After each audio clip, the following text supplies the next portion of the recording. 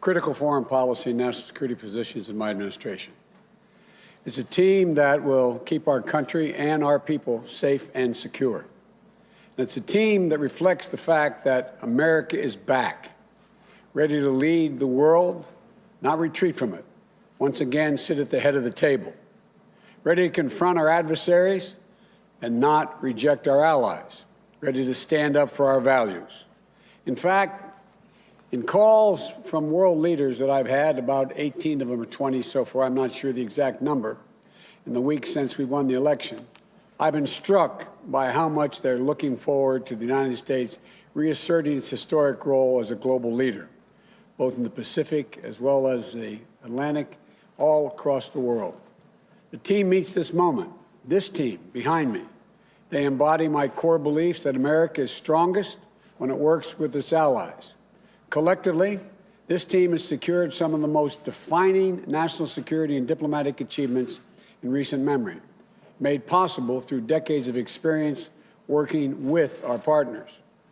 That's how we truly keep America safe, without engaging in needless military conflicts and our adversaries in check and terrorists at bay.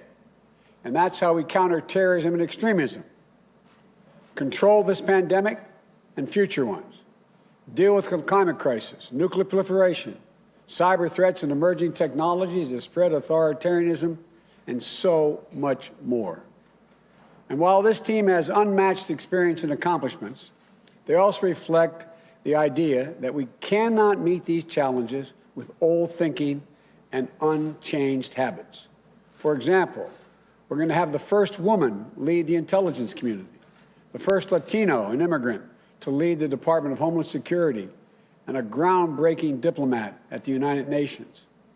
We're going to have a principal on the National Security Council whose full-time job is to fight climate change. For the first time ever, that will occur. And my national security team will be coordinated by one of the youngest national security advisors in decades. Experience and leadership, fresh thinking and perspective, and an unrelenting belief in the promise of America. I've long said that America leads not only by the example of our power, but by the power of our example. And I'm proud to put forward this incredible team that will lead by example. As Secretary of State, I nominate Tony Blinken. He's one of the better prepared for this job. No one's better prepared, in my view. He will be the Secretary of State who previously served in top roles on Capitol Hill, in the White House, and in the State Department. He delivered for the American people in each place. For example, leading our diplomatic efforts in the fight against ISIS, strengthening America's alliance and positions in the Asia-Pacific, guiding our responses to the global refugee crisis with compassion and determination. And he will rebuild morale and trust in the State Department, where his career in government began. And he starts off with the kind of relationships around the world that many of his predecessors have had to build over the years. I know. I've seen him in action. Tony's been one of my closest and most trusted advisors. I know him and his family, immigrants and refugees, a Holocaust survivor, who taught him to never take for granted the very idea of America as a place of possibilities. Possibilities. Tony is ready on day one. As Secretary for Homeland Security, I nominate Alejandro Mayorkas. This is one of the hardest jobs in government, a gigantic agency. The DHS Secretary needs to keep us safe from threats at home and from abroad. And it's the job that plays a critical role in fixing our broken immigration system. After years of chaos, dysfunction, and absolute cruelty at DHS, I'm proud to nominate an experienced leader who has been hailed by both Democrats and Republicans. Ali, as he goes by, is a former U.S. attorney, former director of U.S. Citizenship and Immigration Services, and a former DHS deputy secretary. Helped implement DACA, prevented attacks on the homeland, enhanced our cybersecurity, helped communities recover from natural disaster, combated Ebola and Zika. And while DHS affects everyone, given its critical role in immigration matters, I'm proud that for the first time ever, the department will be led by an immigrant, a Latino, who knows that we are a nation of laws and values. And one more thing. Today's his birthday. Happy birthday, man. Happy birthday. He's 21. As a director of national intelligence, I nominate Avril Haines, the first woman ever to hold this post. To lead our intelligence community, I didn't pick a politician or a political figure. I picked a professional. She's eminently qualified. Former Deputy Director of the CIA, former Deputy National Security Advisor to President Obama, and a fierce advocate for telling the truth and leveling with her decisions with the decision makers. Straight up. Nothing unnecessary. I know because I've worked with her for over a decade. Brilliant, humble, can talk literature and theoretical physics, fixing cars, flying planes, running a bookstore cafe, all in a single conversation because she's done all that. And above all, she gets word of a threat, if she gets word of a threat coming to our shores, like another pandemic or foreign interference in our elections, she will not stop raising alarms until the right people take action. People will be able to take her word because she always calls it as she sees it. I believe we are safer with Avril on the watch. I think she can make a great contribution. And as United States Ambassador to the United Nations, I nominate Linda Thomas Greenfield, a seasoned and distinguished diplomat with 35 years in the Foreign Service who never forgot where she came from, growing up in segregated Louisiana. The eldest of 8, her dad couldn't read or write, but she says he was the smartest person she knew. First in her family to graduate from high school, then college, with the whole world literally ahead of her, as her dad and mom taught her to believe. Post in Switzerland, Pakistan, Kenya, the Gambia, Nigeria, Jamaica, Liberia, where she was known as the People's Ambassador. Willing to meet with anyone, an ambassador, a student, working people struggling to get by, and always treating them with the same level of dignity and respect. She was our top State Department official in charge of African policy during the Ebola crisis. She received overwhelming support from her fellow career Foreign Service officers, and she'll be a cabinet status because I want to hear her voice on all the major foreign policy discussions we have. And my national security advisor, I choose Jake Sullivan. He's once-in-a-generation intellect with experience and temperament for one of the toughest jobs in the world. When I was vice president, he served as my national security advisor. He was a top advisor to Secretary of State Clinton. He helped lead the early negotiations that led to the Iran nuclear deal. He helped broker the Gaza ceasefire in 2012, played a key role in Asian-Pacific rebalance in our administration. And in this campaign for the presidency, he served as one of my most trusted advisors on both foreign and domestic policy, including helping me develop our COVID-19 strategy. Jake understands my vision that economic security is national security, and it helps steer what I call a foreign policy for the middle class, for families like his growing up in Minnesota, where he was raised by parents who were educators and taught him the values of hard work, decency, service, and respect. What that means is to win the competition for the future, we need to keep us safe and secure and build back better than ever.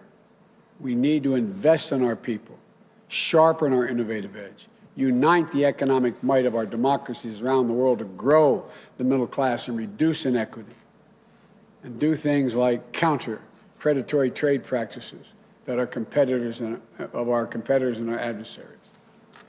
And before I talk about the final person today, let me talk about this new position. For the first time ever, the United States will have a full-time climate leader who participate in ministerial level meetings. And that's a fancy way of saying they'll have a seat at every table around the world. For the first time ever, there will be a principal on the National Security Council who can make sure climate change is on the agenda in the Situation Room. For the first time ever, we will have a presidential envoy on climate.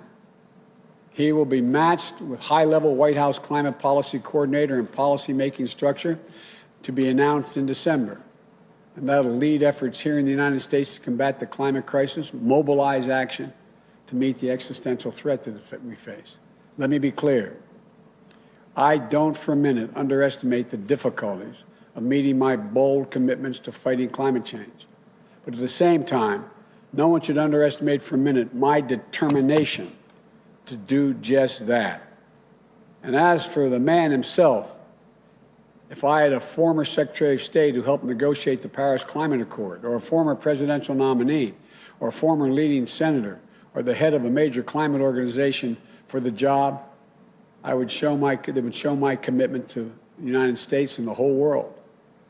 The fact that I picked the one person who is all of these things speaks unambiguously to my commitment. The world will know that with one of my closest friends, John Kerry, he's speaking for America on one of the most pressing threats of our time. No one I trust more. To this team, I thank them for accepting this call to service. And for their families, I thank you all for your sacrifice. You know, we could not do this without you, in my view. Together, these public servants will restore America globally, its global leadership, and its moral leadership, and will ensure that our service members, diplomats, and intelligence professionals can do their job free of politics. They'll not only repair, they'll also reimagine American foreign policy and national security for the next generation. And they'll tell me what I need to know, not what I want to know, what I need to know. To the American people, this team will make us proud to be Americans. And as more states certify the results of this election, there's progress to wrap up our victory.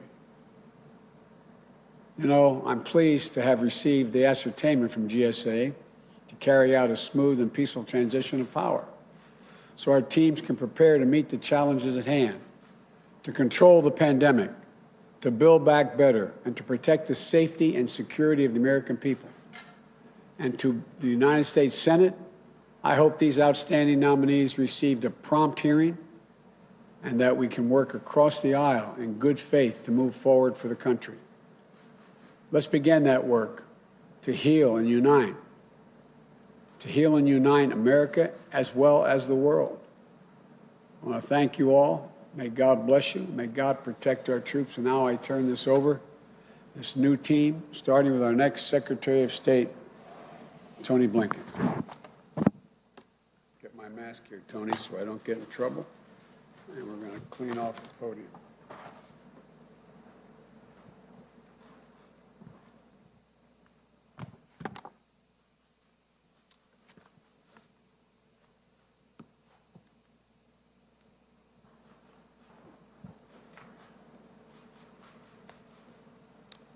Good afternoon. Mr. President-elect, Vice President-elect Harris, thank you for your trust and your confidence. If confirmed by the United States Senate, I will do everything I can to earn it. Mr. President-elect, working for you, having you as a mentor and friend, has been the greatest privilege of my professional life. So many people have brought me to this day, from college classmates to bandmates, my colleagues in the Clinton and Obama administrations, in the Senate, and at the State Department. I thank them all, and I ask forgiveness for my insatiable appetite for bad puns. Mostly, I'd like to thank my family, sisters and sisters-in-law, brothers-in-law, nieces and nephews, my wonderful in-laws, the Ryans, and especially my one then as a United States ambassador. He is my role model and my hero. His wife, Vera Blinken, fled communist Hungary as a young girl and helped future generations of refugees come to America. My mother, Judith Pizar, builds bridges between America and the world through arts and culture. She is my greatest champion. And my late stepfather, Samuel Pizar, he was one of 900 children in his school in Białystok, Poland, but the only one to survive the Holocaust after 4 years in concentration camps.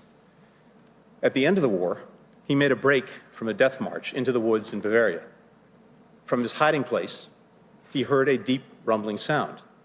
It was a tank, but instead of the Iron Cross, he saw painted on its side a 5-pointed white star. He ran to the tank. The hatch opened. An African-American GI looked down at him. He got down on his knees and said the only 3 words that he knew in English that his mother had taught him before the war: God bless America. That's who we are. That's what America represents to the world, however imperfectly. Now, we have to proceed with equal measures of humility and confidence. Humility because, as the President-elect said, we can't solve all of the world's problems alone. We need to be working with other countries. We need their cooperation. We need their partnership. But also confidence, because America, at its best, still has a greater ability than any other country on earth to bring others together to meet the challenges of our time. And that's where the men and women of the State Department, Foreign Service officers, civil servants, that's where they come in. I've witnessed their passion, their energy, their courage up close. I've seen what they do to keep us safe, to make us more prosperous. I've seen them add luster to a word that deserves our respect: diplomacy. If confirmed, it will be the honor of my life to help guide them. And so thank you all, and may God bless America.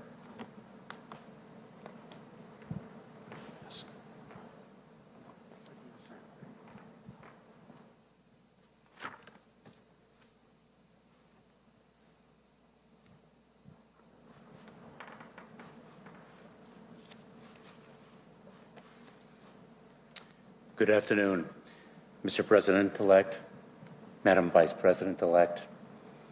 Thank you for placing your trust in me to lead the Department of Homeland Security. Thank you for the privilege of returning, with the consent of the Senate, to government service as a member of your administration. It is the honor of a lifetime. The Department of Homeland Security has a noble mission: to help keep us safe and to advance our proud history as a country of welcome. There are more than 240,000 career employees who selflessly dedicate their talent and energy to this mission. Many risk their lives in doing so. I would be honored to return to the department and support these dedicated public servants in fulfilling their responsibilities and realizing our country's greatest hopes, all in partnership with the communities we serve. For 12 years, I had the privilege to stand in a federal courtroom and denounce Alejandro Mayorkas on behalf of the United States of America. The words "on behalf of the United States of America" meant everything to me and to my parents, whom I think of today and every day. My father and mother brought me to this country to escape communism. They cherished our democracy and were intensely proud to become United States citizens, as was I.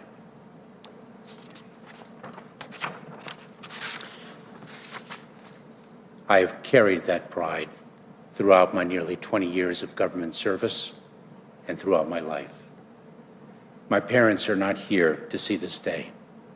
Mr. President-elect, Madam Vice President-elect, please know that I will work day and night in the service of our nation to ably lead the men and women of the United States Department of Homeland Security and to bring honor to my parents and to the trust you have placed in me to carry your vision for our country forward. Thank you. Thank you. Good job.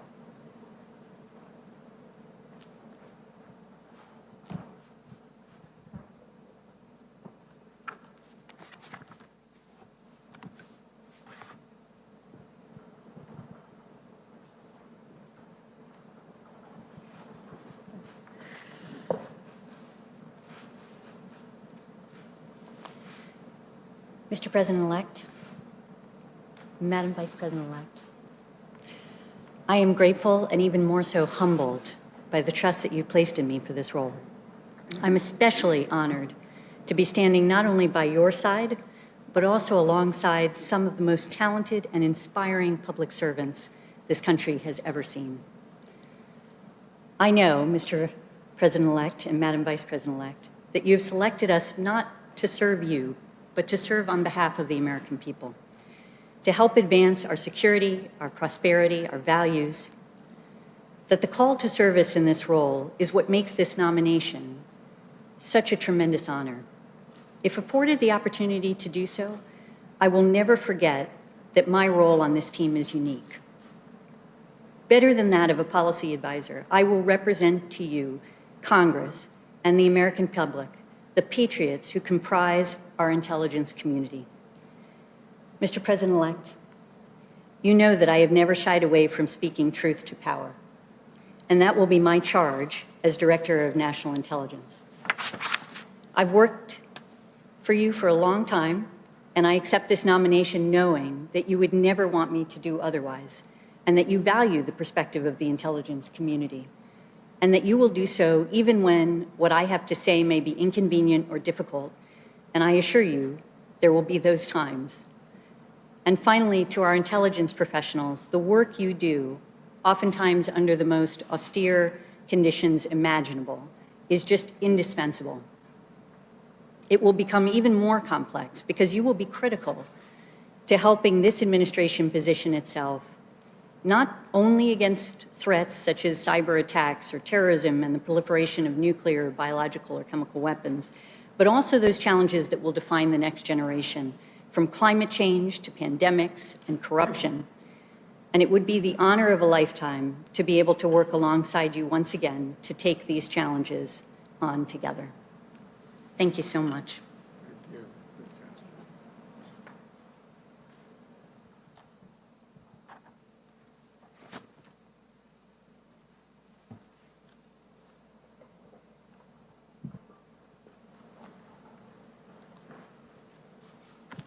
Good afternoon. Mr. President-elect, Madam Vice President-elect, I'm humbled and honored by the trust that you have placed in me to become a member of your cabinet as ambassador to the United Nations.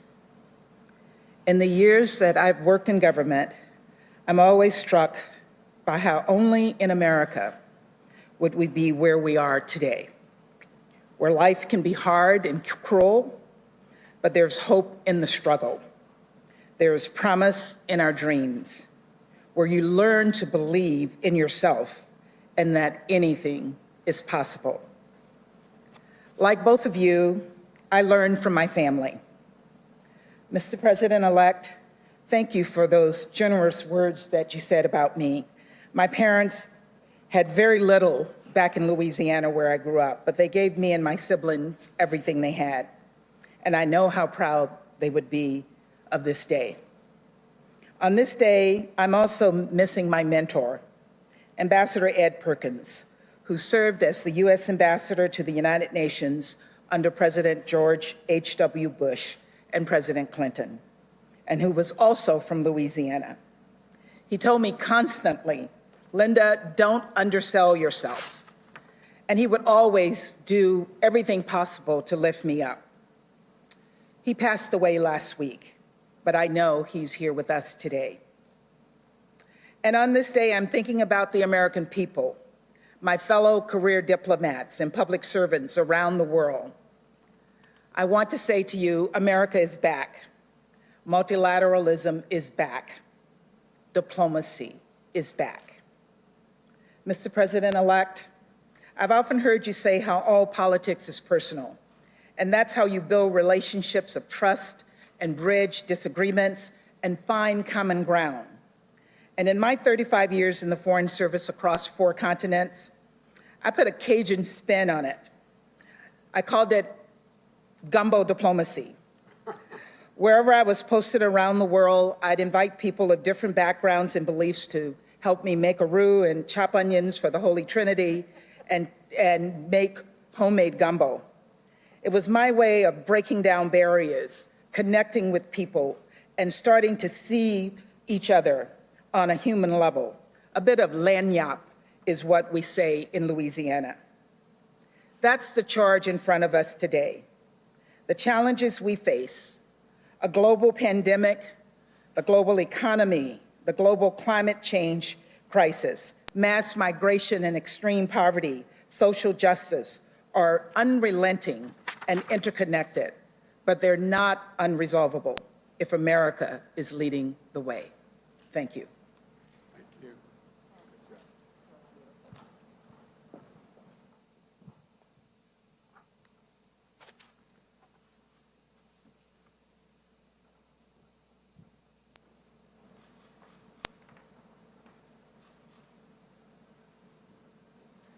Mr. President-elect, Madam Vice President-elect, thank you. Mr. President-elect, I am honored and humbled by the immense responsibility that you placed in me of being your national security advisor. I pledge to you and to the American people that I will work relentlessly in service of the mission you have given us, to keep our country and our people safe, to advance our national interests, and to defend our values. I pledge to the exceptional national security team you see behind me, and to the brilliant and diverse career professionals across our government, that I will manage a humane and rigorous decision-making process that honors their work. And I pledge to my parents, who taught my brothers, my sister, and me to work hard, tell the truth, and serve others, that I will do my utmost to make you proud. Sir, we will be vigilant in the face of enduring threats, from nuclear weapons to terrorism. But you have also tasked us with reimagining our national security for the unprecedented combination of crises we face at home and abroad: the pandemic, the economic crisis, the climate crisis, technological disruption, threats to democracy, racial injustice, and inequality in all forms. The work of the team behind me today will contribute to progress across all of these fronts. You have also tasked us with putting people at the center of our foreign policy. You've told us that the alliances we rebuild, the institutions we lead, the agreements we sign, all of them should be judged by a basic question: will this make life better, easier, safer for families across this country? Our foreign policy has to deliver for these families. And perhaps most importantly, you've tasked us with helping unite America, as you said in your remarks, through our work to pull people together to tackle big challenges. My wife, Maggie, the love of my life and my partner in all things, served as a senior advisor to Senator John McCain. She and I shared this commitment to common ground deep in our bones. To the American people, I had the honor of serving as Joe Biden's national security advisor when he was vice president. I learned a lot, about diplomacy, about strategy, about policy, but most importantly, about human nature. I watched him pair strength and resolve with humanity and empathy. That is the person America elected, and that is also America at its best. So, Mr. President-elect, thank you for giving this kid from the heartland an extraordinary opportunity to serve the country I love.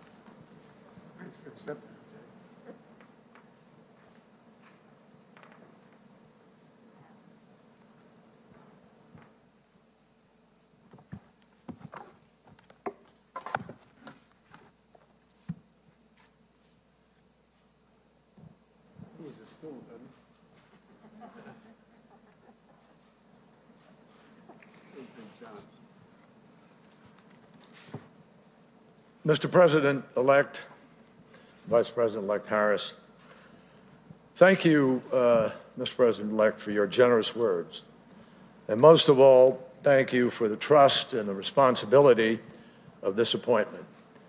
I will do all in my power to live up to your expectations and to this moment for our country and for the world.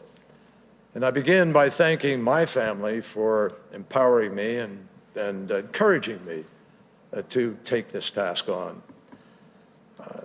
Secretary-designate Blinken, we've worked together for many years on the Foreign Relations Committee and at Foggy Bottom, and it will be a huge pleasure to partner with you again.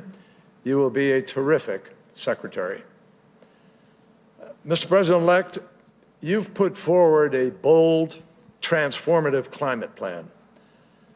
But you've also underscored that no country alone can solve this challenge. Even the United States, for all of our industrial strength, is responsible for only 13% of global emissions. To end this crisis, the whole world must come together. You're right to rejoin Paris on day one, and you're right to recognize that Paris alone is not enough.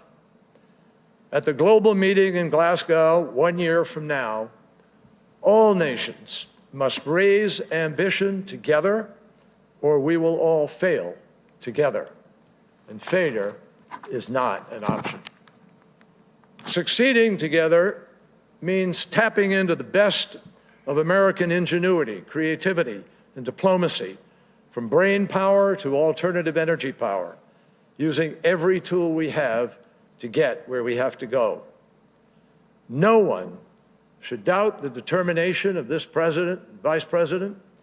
They shouldn't doubt the determination of a country that went to the moon, cured supposedly incurable diseases, and beat back global tyranny to win World War II. This kind of crisis demands that kind of leadership again, and President Biden will provide it. The road ahead is exciting, actually. It means creating millions of middle-class jobs. It means less pollution in our air, ocean. It means making life healthier for citizens across the world. And it means we will strengthen the security of every nation in the world. In addressing the climate crisis, President-elect Joe Biden is determined to seize the future now and leave a healing planet to future generations. 57 years ago, this week, Joe Biden and I were college kids when we lost the president who inspired both of us to try to make a difference. A president who reminded us that here on earth, God's work must truly be our own. President Joe Biden will trust in God, and he will also trust in science to guide our work on earth to protect God's creation. Mr. President-elect and Vice President-elect Harris, I look forward to getting to work. Thank you.